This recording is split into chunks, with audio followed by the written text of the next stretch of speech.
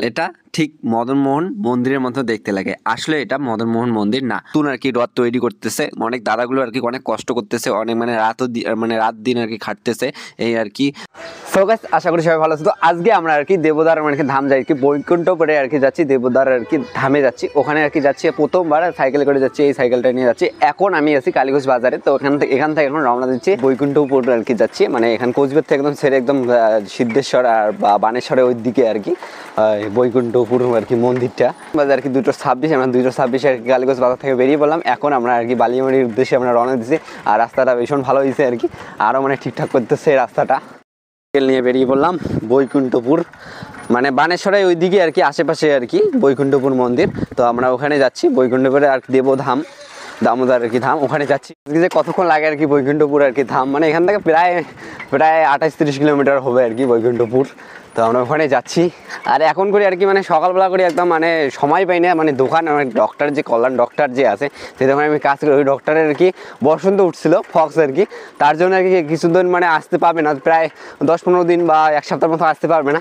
তো দোকানটা খুলতে লাগে, রাত্রিবেলা বন্ধ করতে লাগে, সকাল 7টার সময় খোলা লাগে, প্লাস ফির আবার এদিকে না 2টার সময় বন্ধ করে তো আবার 5টার সময় আসা হয়, 5টা 4:30 দিকে আসা লাগে।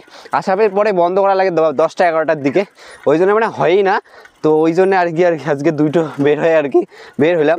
তো যাইতে আর কি কতক্ষণ সময় লাগে সব বলবো ওখানে গিয়ে। আর যে আমি যে ফলনাপুর যে মন্দিরটা গেছি ওখানে মানে প্রথমে আর কি যে ভিডিও করছি এরকম মানে কালীগঞ্জ বাজার থেকে একদম মাথাভাঙা দিকে যে ওই দিকে আর কি যাওয়া। তো আমি গিয়েছিলাম, কিন্তু পরে ওই ভিডিওটা কি দেই নেই, পরে কেমন অনেক বড় হয়ে যায়, লেন্দি ভিডিওটা হয়ে যায়, ওই জন্য দেই নেই। তো আজকে দেখি এটা আজকে বেশি ক্লিপ নেবো, ছোটো অল্প ক্লিপ নেবো। তো ওখান থেকে আর কি ভিডিওটা শুরু করছি, মানে ওখান থেকে ভিডিও করে শেষ করে দিচ্ছি। তো তোমরা ভিডিওটা মানে দেখছো। তো ওটা হচ্ছে কোচবিহারের মধ্যে একটা গুহা, মানে একটা ভিতরে মানে গাছের ভিতরে একটি মন্দিরটা। তো ওটা মানে ইউটিউবে থাম্বনেল দিছি আর এমনি মন্দির দিছি আর কি, যে টাইটেলটা ছিল যে ফলনা মন্দির মাথাভাঙা দিছি।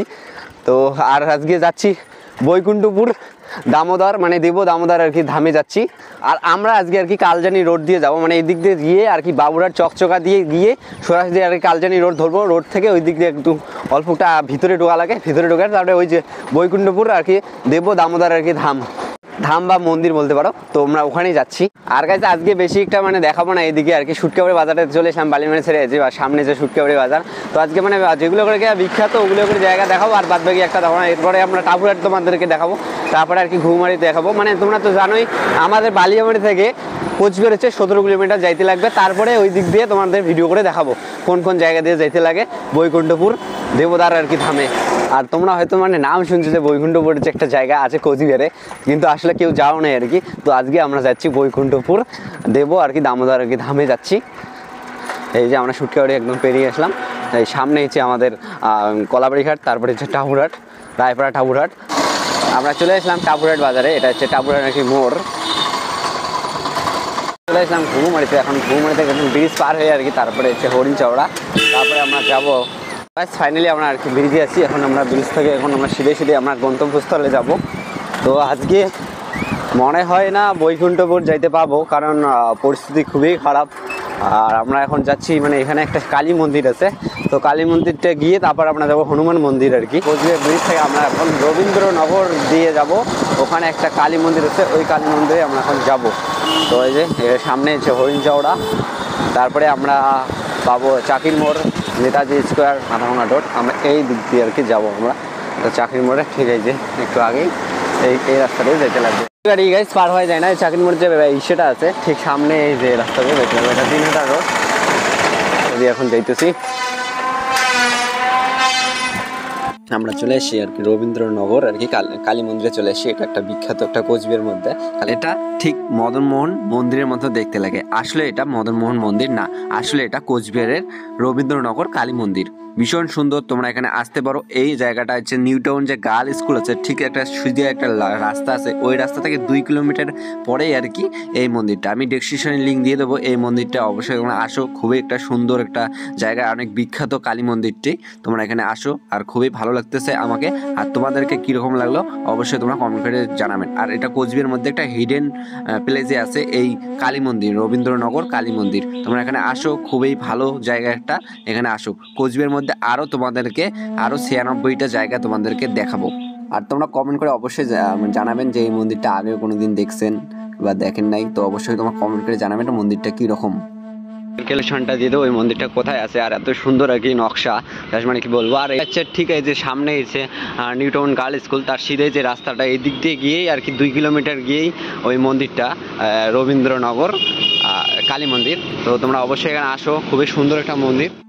আর 27 তারিখ তোমরা সবাই জানো রথযাত্রা, তো কোচবিহারেও এবার আর কি রথযাত্রা, মানে এখানে নতুন আর কি রথ তৈরি করতেছে অনেক দাদাগুলো আর কি, অনেক কষ্ট করতেছে, অনেক মানে রাত দিন আর কি খাটতেছে এই আর কি, যে রথ আর কি বানানোর জন্য। মানে আগে রথটাও আছে, এই রথটা আর কি নতুন করে বানাইছে, আর একটু মানে বড় করছে, আর একটু মোটা করছে, আর অনেকগুলো ভালো করছে আর কি, কাঠ ঠাটগুলো সব কিছু দিয়েছে। আর এটা আপাতত এখন আছে আর কি রাজ আমল থেকে আর কি এই রথ টানা হয়, মানে কোচবিহার গুঞ্জবাড়ি থেকে মদনমোহন বাড়ি থেকে গুঞ্জবাড়ি। তো অবশ্যই তোমরা আসো 27 তারিখ, সবাই রেডি তো? অবশ্যই তোমরা আসো, কোচবিহারে আসো, রথ টানবো সবাই মিলে একসাথে। এটা তারপরের দিন আর কি ভিডিও, মানে আমি যাইতে পারলাম না বৈকুণ্ঠপুর আর কি, যাইতে পারলাম না। তারপরে আর কি ওই যে রবীন্দ্রনগর যে কোচবিহার যে কালী মন্দিরটা আছে, তারপর ওটা আর কি দেখে আসলাম। আর মানে আমার পরিস্থিতি মানে খুবই খারাপ, আমার তো না মানে ডক্টরের পরিস্থিতি, এই দেখো ডক্টরের কি অবস্থা, আগে কীরকম ছিল আর এখন দেখো ডক্টর, মানে বসন্ত উঠছে।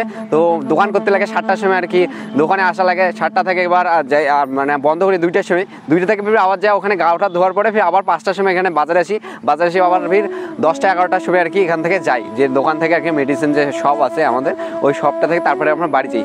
বাড়ি গিয়ে আবার ঘুম টুম দিয়ে এডিট করার পরে তারপরে আবার সকাল আসতে লাগে, ওই জন্য আর কি ভিডিও হয় না। তো কালকে মানে হুট করে আর কি যাওয়া, মানে 2টা 2:30টার দিকে আর কি বেরোছি, মানে 2টা দিকে না 34 35 বের হয়েছি। তো যাইতে মানে ওখানে 3:30 4টা আর কি বেজে গেছে। তারপরে ওখানে অনেক মানে তখন আর কি আকাশটা খুব খারাপ, আসার সময় আমি ভিজে যাচ্ছি, তো ওগুলো আর কি ভিডিও করি নাই আর কি, আসার সময় ভিজে যাচ্ছি। তো আর রথযাত্রা মানে আসতেছে 27 তারিখ, তোমরা অবশ্যই এখানে আসো আর কি। 27 তারিখ রথযাত্রা আছে কোচবিহারে রথযাত্রা, আর নতুন 2টা রথ আর কি, ওইটা রথ আছে, একটা পুরানা রথ আছে, আর একটা নতুন রথ আর কি তৈরি করছে এখন আর কি, মোটা লম্বা আর কি রথটা তৈরি করতেছে। তোমরা অবশ্যই এখানে আসো। আর যারা এখনো ইউনিকো দেখে সাবস্ক্রাইব করে নেই, অবশ্যই সাবস্ক্রাইব করে পাশে থাকো। ফেসবুকে দেখে ফেসবুক পেজটাকে আর কি ফলো করে পাশে থাকো। তো টাটা, বাই বাই।